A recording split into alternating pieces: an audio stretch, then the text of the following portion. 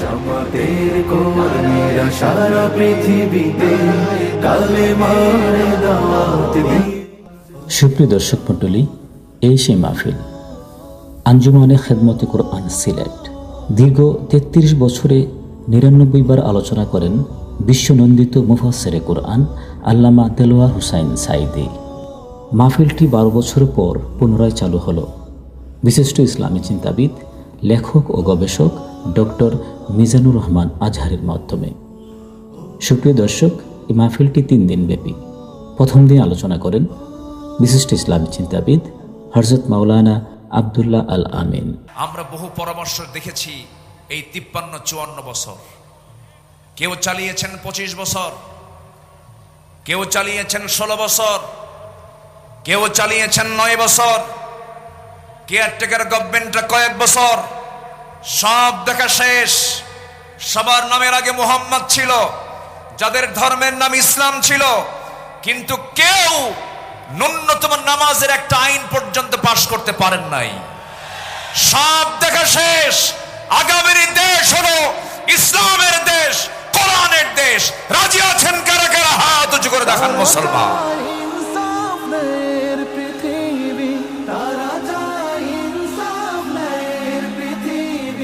দিন কায়েমের কথা তারাই ভাবে। জামাতের কর্মীরা সারা পৃথিবীতে কালেমার আল্লাহ কবুল করুন। জোরে বলে আমিন, আরো জোরে আমিন। আমার দেশে এখন এই মুহূর্তে সবচেয়ে বড় সমস্যা হলো গদি সমস্যা। কি সমস্যা বলেন তো? এই যে গদি সমস্যা হচ্ছে এখন সবচেয়ে বড় সমস্যা।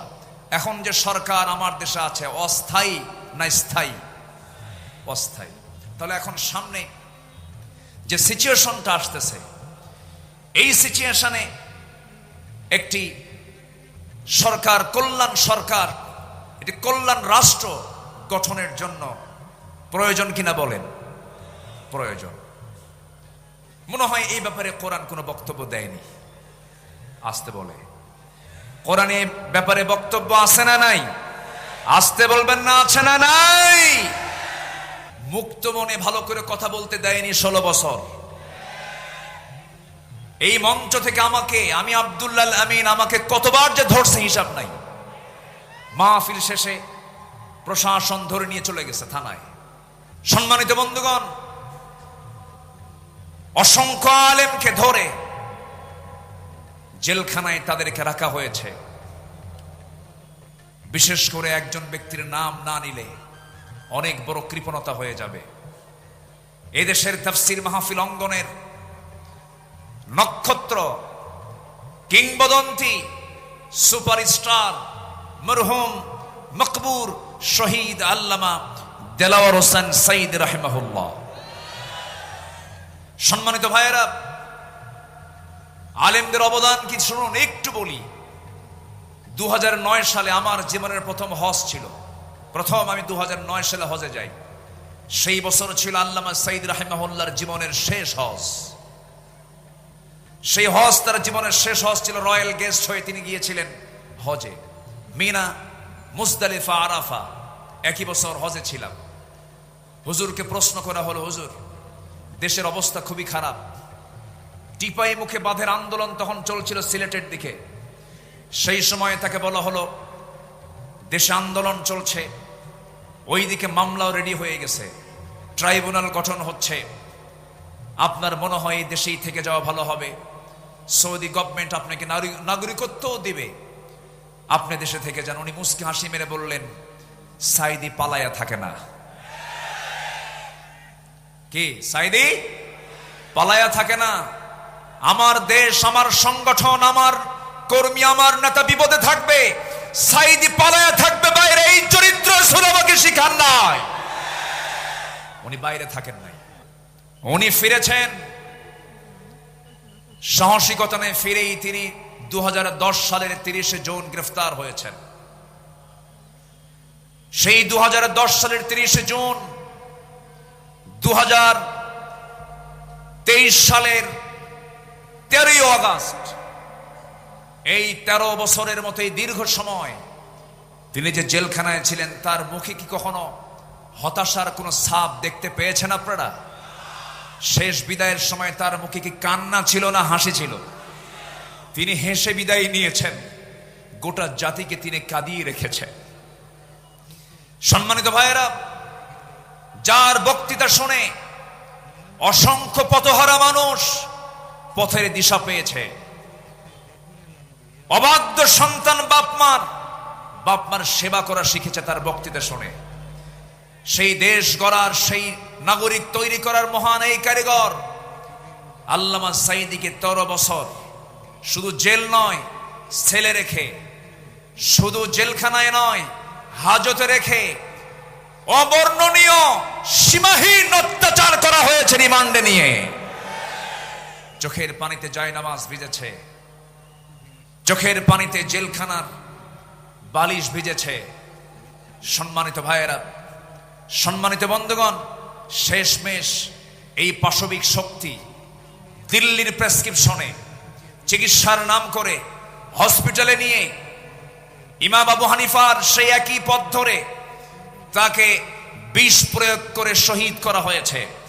তাফসীর মাহফিলের এই প্ল্যাটফর্ম থেকে আমরা স্পষ্ট ভাষায় জানান দিতে চাই, অবিলম্বে আল্লামা সাঈদীর যারা খুনি তাদের চূড়ান্ত শাস্তি নিশ্চিত করা হোক। রাজি আছেন কারা কারা? হাত উঁচু করে দেখান মুসলমান।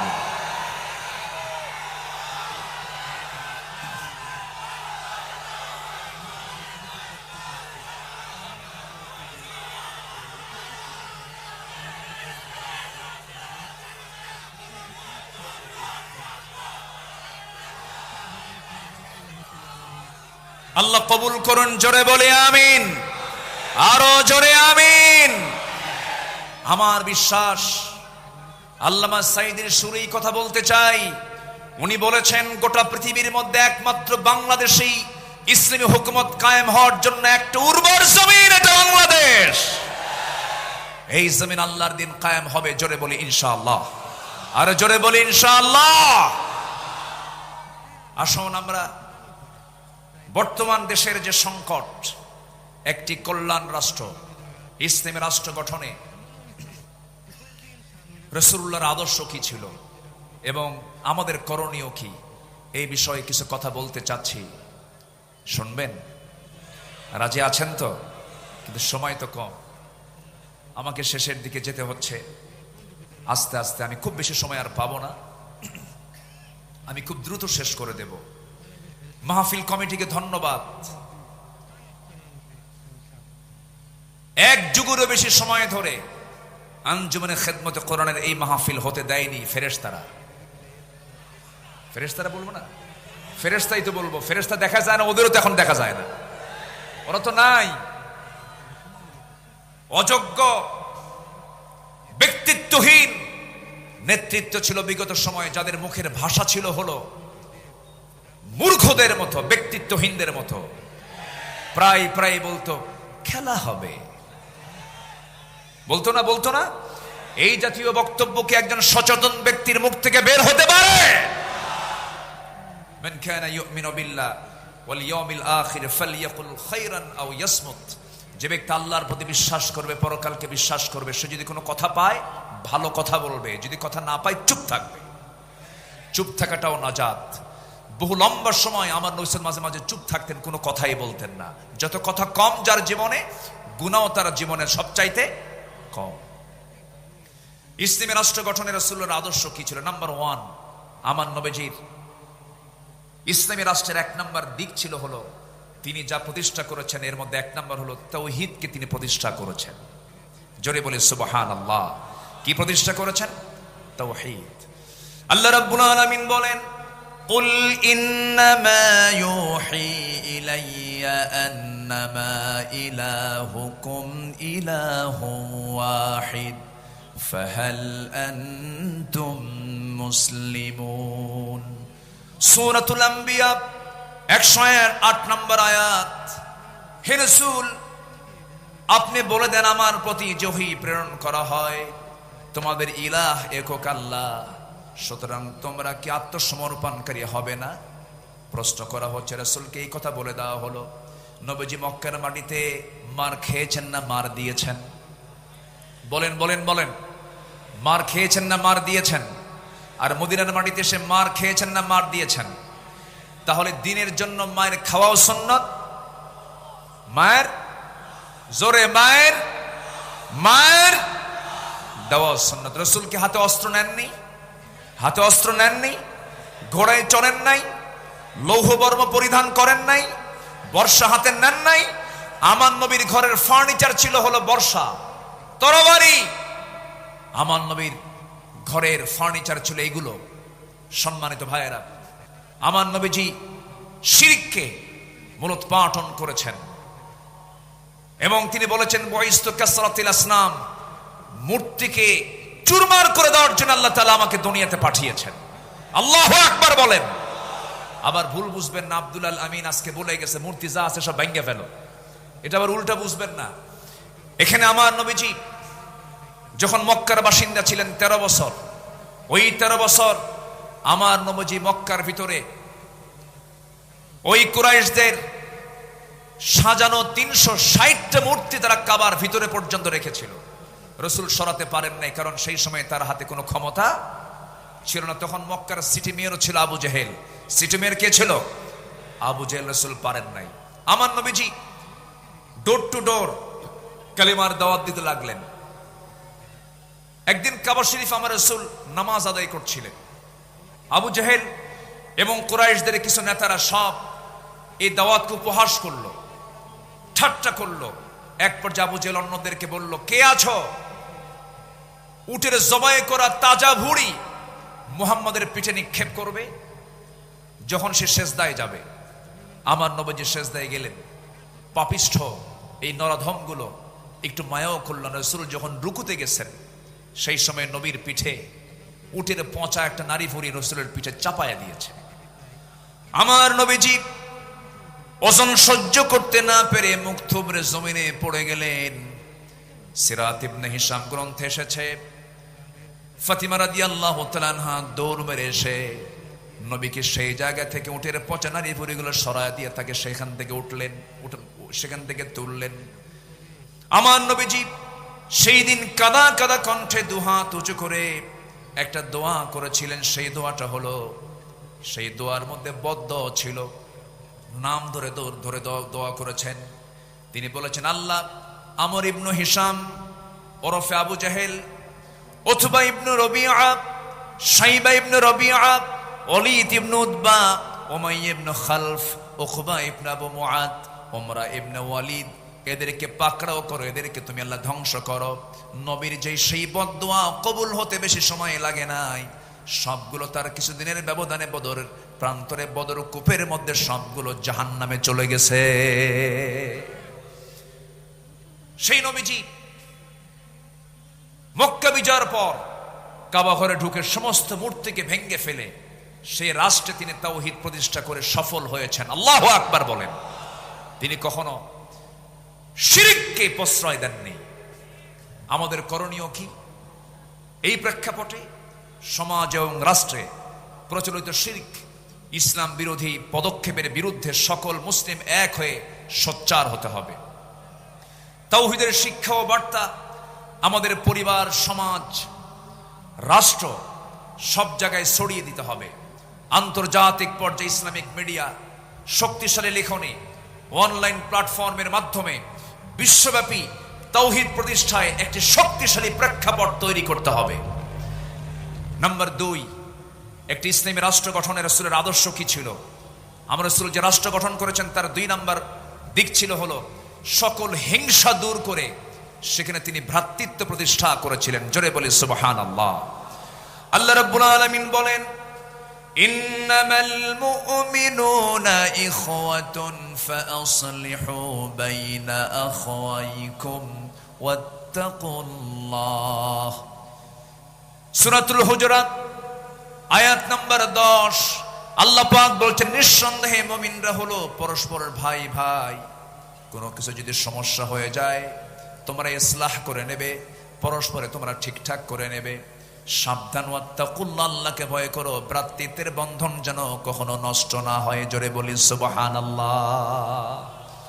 আমার নবীজি মদিনায় যখন মুহাজির এবং আনসারদের মধ্যে ভ্রাতৃত্বের সম্পর্ক স্থাপন করেন, তাদের মাঝে একটি ইসলামী রাষ্ট্র প্রতিষ্ঠার জন্য একটি দৃঢ় ভিত্তি তৈরি করেছিলেন। কিন্তু এমনকি সেই সময় রাসূল বদরে অংশগ্রহণ করেছেন, উহুদে অংশগ্রহণ করেছেন, খন্দকে অংশগ্রহণ করেছেন, কিন্তু হুনাইন যুদ্ধের পর একটা প্রবলেম হয়েছিল। সেই প্রবলেমটা হলো হুনাইন যুদ্ধের শেষে আমার রাসূল কুরাইশ এবং অন্যান্য আরব গোত্রগুলোকে প্রচুর পরিমাণ গনিমত বন্টন করে দিলেন, যুদ্ধলব্ধ সম্পদগুলোকে বন্টন করলেন, আনসারদেরকে দিলেন না। এই দৃশ্য যখন আনসারদের মনে মনে এই দৃশ্য যখন অবলোকন করলেন, আনসাররা মনে মনে তারা দুঃখ প্রকাশ করলেন, দুশ্চিন্তাগ্রস্ত হয়ে পড়লেন। এমনকি তাদের মধ্য থেকে একজন বলে ফেললেন, আল্লাহর কসম, রাসূল তার নিজ কওমের সঙ্গে মিশে গেছেন। রাসূল নিজ কওমের সঙ্গে মিশে গেছেন, সব গনিমত তাদেরকে দিলেন, কিন্তু রাসূল আমাদেরকে কিচ্ছু দিলেন না। আমার নবীজির কানে যখন এই কথাটা চলে গেল, আমার নবীজি এটাকে কেমন করে ইসলাহ করা যায়, কেমন করে সংশোধন করা যায়, ফাসলিহু বাইনা আখাইকুম, রাসূল খেপলেন না, রাগলেন না। সেই সময় রাসূল একটা ভাষণ দিয়েছেন, আওয়াজাতুম ইয়া মা'শারাল আনসারি ফি আনফুসিকুম ফি লাআতিম মিনাদ দুনিয়া তাল্লাফতু বিহা কওমান লিয়ুসলিমু ওয়াকালতুকুম ইলা ইসলামিকুম আলা তারদাউনা ইয়া মা'শারাল আনসারি আন ইয়াযহাবান নাস ইয়া বিশাতি ওয়াল বাঈর ওয়া তারজিউ বিরাসূলিল্লাহি সাল্লাল্লাহু আলাইহি ওয়াসাল্লাম ইলা রিহালিকুম। আমার নবীজি তেজোদ্দীপ্ত একটা ভাষণ দিলেন, কাদা কাদা কণ্ঠে একটা ভাষণ দিলেন। তিনি বলে ফেলেন, হে আনসার সম্প্রদায়, তোমরা কি মনে মনে দুঃখ পেয়েছো যে আমি দুনিয়ার তুচ্ছ জিনিস দিয়ে একদল মানুষকে ইসলাম গ্রহণের দিকে আকৃষ্ট করেছি, আর তোমাদেরকে আমি তোমাদের ইসলামের উপর ছেড়ে দিয়েছি? হে আনসার সম্প্রদায়, তোমরা কি সন্তুষ্ট নও যে অন্যরা ভেড়া উট নিয়ে ফিরে যাবে আর তোমরা আল্লাহ রাসূলকে নিয়ে তোমাদের ঘরে ফিরে যাবে? সব চলে গেছে উট ভেড়া নিয়ে, আর তোমরা আনসার, আমি রাসূল, আমাকে নিয়ে তোমরা ঘরে চলে গেছো। সাহাবে কেরামদের ভিতরে একটা উজ্জীবিত ভাব চলে আসলো, হুজুর আমরা ভুল বুঝে এমন মন্তব্য করেছি, আমাদেরকে মাফ করুন। রাসূল কি এখানে সংকট সৃষ্টি করলেন না সমাধান করলেন? সমাধান করলেন। আমাদেরও করণীয় আছে। আমরা কি ঐক্য বিনষ্ট করব? না। কোন পীরকে গালি দেব না আমরা। হক্কানি পীর, এই যে বাম পাশে বসে আছেন আব্দুল মতিন শাহবাগী হাফিজাহুল্লাহ, আমি তাকে খুব সম্মান করি, উনিও তো পীর। কিন্তু আমার দেশে কিছু দরবার আছে, যে দরবারের থেকে এমন ভাষা আসে, যে ভাষা আসে নাস্তিকদের ভাষার মতো। এরকম কিছু দরবার আছে না? নয়, আছে। ওগুলো পীরের দরবার না, ওগুলো ভণ্ডের দরবার। আমি পীরকে কোনোদিন আমার জীবনে 26 বছরের মাহফিলের ইতিহাসে আমি কোনোদিন কোন পীর কিনে বাজে কথা বলেছি এমন কোন রেকর্ড আমার নাই। হক্কানি পীর অবশ্যই সম্মান করব না কেন, কিন্তু যে পীরের মুখ থেকে বাজে কথা বের হবে, পানির তলে মোমবাতি বাবা বাতাসে নেবে না, বাবার নামে হালকা দিলে উজু গোসল লাগে না, এই সমস্ত ভণ্ডামিগুলো যে সমস্ত দরবার থেকে বের হয়, যে সমস্ত দরবারে কবরে মাজারে সেজদা হয়, ওই সমস্ত দরবারের ভণ্ডদের হাত পা ভেঙ্গে গুঁড়ো করে দেওয়া দরকার। ওগুলো সব শিরকের আকড়া, ইবলিসের পাঠশালা। আল্লাহ পাক ওগুলো থেকে বাঁচান। জোরে বলি আমিন, আরো জোরে আমিন। নাম্বার 3, আমার রাসূলের ইসলামী রাষ্ট্রের কতগুলো যে গুণগত দিক ছিল, তার মধ্যে 3 নম্বর হলো তিনি ন্যায় বিচার প্রতিষ্ঠা করেছিলেন। কি বিচার প্রতিষ্ঠা করেছেন?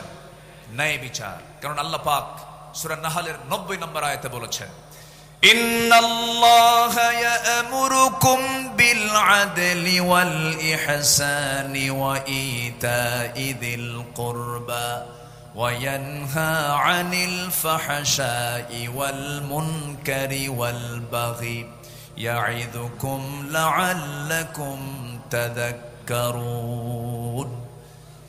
আল্লাহ পাক ন্যায় বিচার প্রতিষ্ঠার কথা বলেছেন, আমার নবীজি কোনো জাতি বর্ণ সম্প্রদায়ের প্রতি পক্ষপাত দেখাতেন না।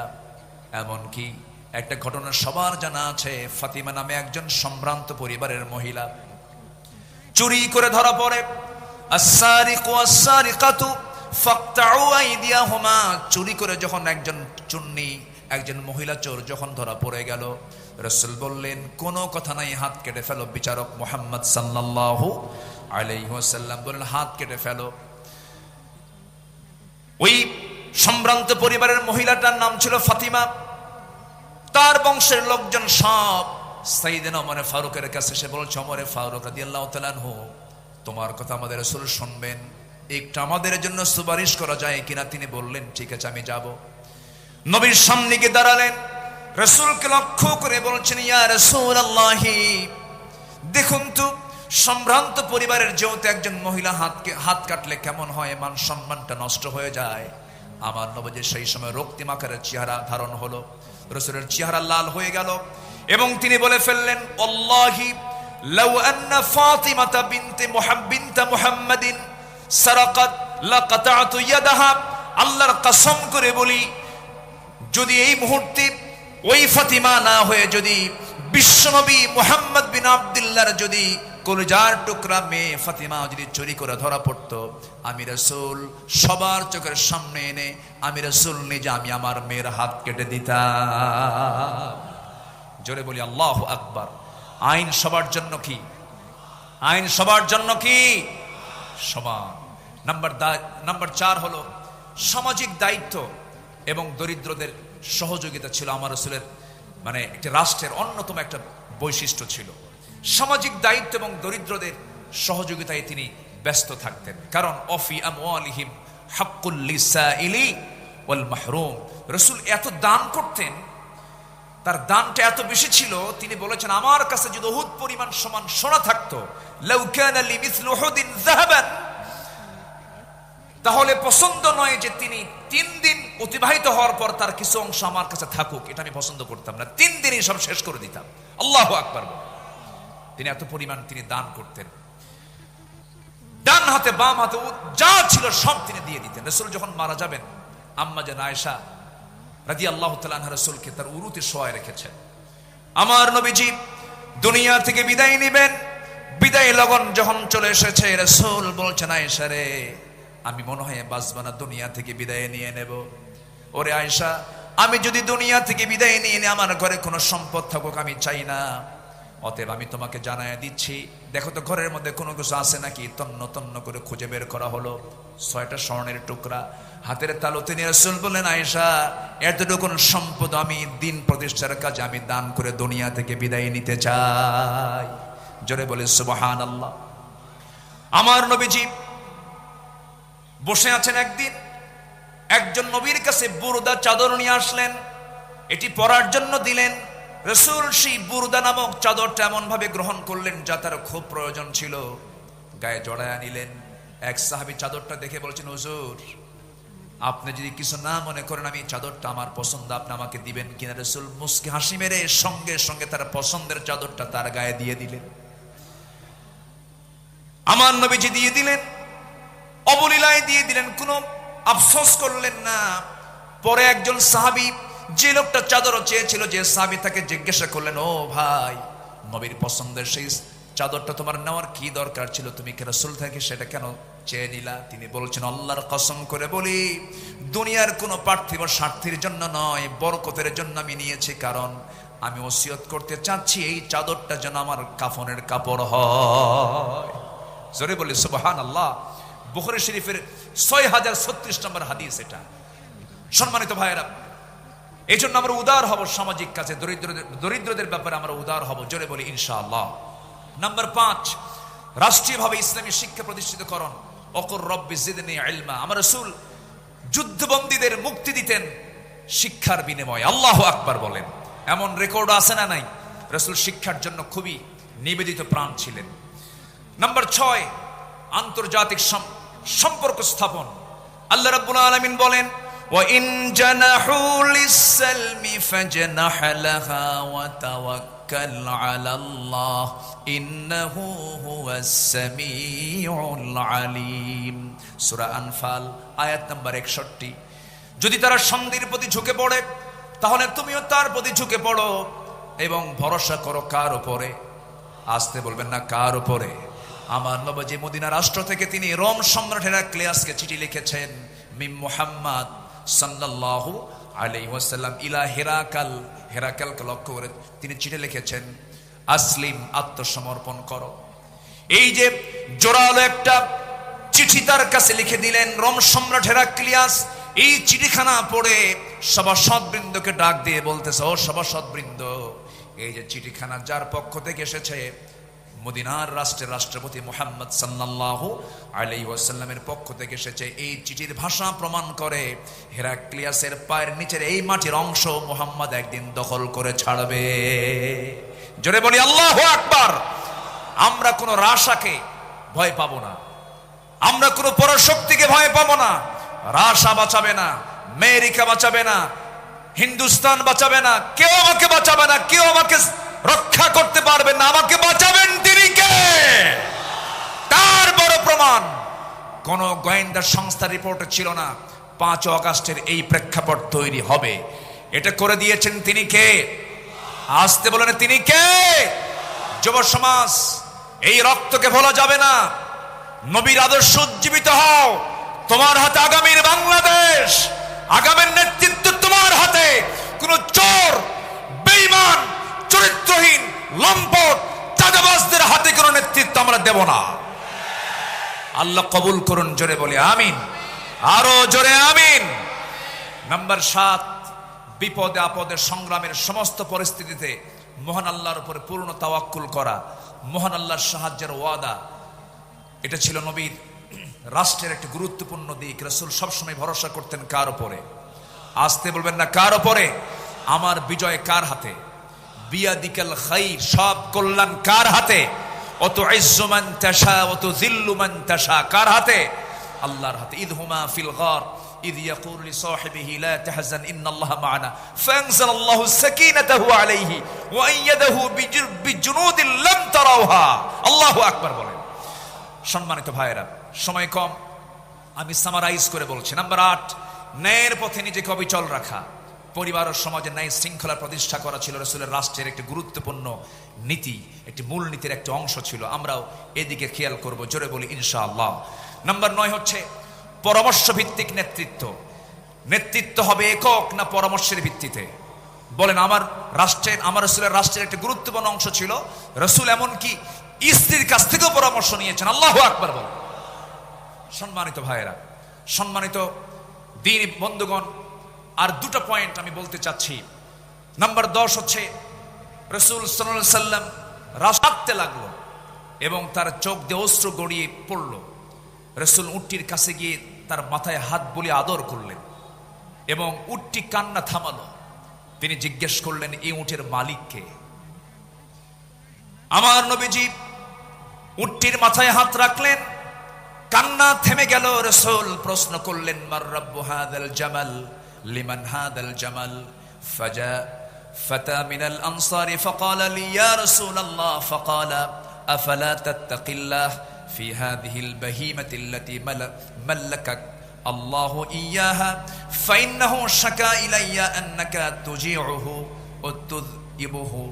রাসূল বললেন, শোনো, তুমি যে এই উটটাকে না খেয়ে রেখেছ, উট আমার কাছে এসে নালিশ দিল, তুমি নাকি তাকে খেতে দাও নাই, তাকে ক্ষুধার্ত রেখেছ। রাসূল এমন রাসূল ছিলেন যার রাষ্ট্রে একটা উটের খবরও আমার রাসূল রেখেছেন। জোরে বলি সুবহানাল্লাহ, জোরে বলি আল্লাহু আকবার। আমরা এমন রাষ্ট্রকে আমরা আমাদের দেশে দেখতে চাই। আল্লাহ কবুল করুন। জোরে বলি আমিন। নাম্বার 11 হলো জাতীয় এবং আন্তর্জাতিক পর্যায় থেকে আসা সকল হুমকি, ভয়ভীতিকে তোয়াক্কা না করে দিন প্রতিষ্ঠার সংগ্রামে আল্লাহর উপরে পূর্ণ আস্থা এবং দৃঢ়তা নিয়ে চলা। সকল আস্থার জায়গা আমাদের একটাই, সেটা হচ্ছে তিনি কে? আসতে বলবেন না, তিনি কে? নাম্বার 12 হলো ছোট পরিসর থেকে বড় পরিসর, প্রতিটি স্থানে তাকওয়া ভিত্তিক নেতৃত্ব গড়ে তোলা। কি ভিত্তিক? বলেন, কি ভিত্তিক? তাকওয়া ভিত্তিক নেতৃত্ব গড়ে তোলা। যেই নেতৃত্বে তাকওয়া থাকবে। সাইয়েদনা ওমর ফারুক অসুস্থ হয়ে পড়লেন। অসুস্থ হয়ে তার মধুর প্রয়োজনের জন্য তিনি বললেন, না, আমি মধু দিয়ে সুস্থ হতে চাই না, মধুর প্রয়োজন, কিন্তু আমার জনগণ সবাই তো মধু খেতে পারে না, আমাকে যদি অনুমতি দেওয়া হয় মধু পান করব। চিন্তা করে দেখুন কি পরিমাণ তাদের মধ্যে জনগণের জবাবদিহিতার চিন্তা মাথায় ছিল। আমার বন্ধুগণ, ওমরে ফারুকের কথা যদি শুরু হয়ে যায় সহজে তো শেষ হওয়ার কথা নয়, বহু আলোচনা ছিল। সাইয়েদনা ওমরের মতো একটা শাসক আল্লাহ পাক আমার দেশে আল্লাহ পাক দিয়ে দেন। জোরে বলি আল্লাহুম্মা আমিন, আরো জোরে আল্লাহুম্মা আমিন। আমি কথা আর সামনের দিকে বাড়াতে পারছি না। আমার পরবর্তী মেহমান আমার অত্যন্ত কাছের, আমার হৃদয়ের, আমার অগ্রজ, দেশ বরেণ্য আলেম দ্বীন, টেকেরহাটের সম্মানিত পীর সাহেব, মুজাহিদ, মুহতারাম মাওলানা কামরুল ইসলাম সাইদ আনসারী হাফিজাহুল্লাহ, তিনি এসেছেন, আমার ডান পাশে বসেছেন। আমি আর এক সেকেন্ডও বাড়াবো না, যতটুকু হয়েছে আমরা বলে ফেলি আলহামদুলিল্লাহ। জোরে বলি আলহামদুলিল্লাহ। সম্মানিত উপস্থিতি, আমি সবার কাছে দোয়া চাই, সবাইকে আমার জন্য দোয়া করবেন। আমি আপনার জন্য দোয়া করি আল্লাহ পাক আমাদের সম্পর্ক হাসর পর্যন্ত গড়ায় দেন এবং আজকের মাহফিলকে সফল করার জন্য সবাই আমরা শেষ অবধি, শেষ মোনাজাত পর্যন্ত থাকব। জোরে বলি ইনশাআল্লাহ। এই আশাবাদ কামনা করে আমি আমার ভাঙ্গা চূড়া কথা এখানেই শেষ করছি। সুবহানাকাল্লাহুম্মা ওয়া বিহামদিকা আশহাদু আল লা ইলাহা ইল্লা আনতা আস্তাগফিরুকা ওয়া আতুবু ইলাইক। আসসালামু আলাইকুম ওয়া রাহমাতুল্লাহি ওয়া বারাকাতুহু।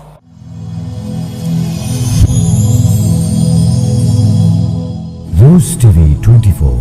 Enjoy by listening to the Holy Quran.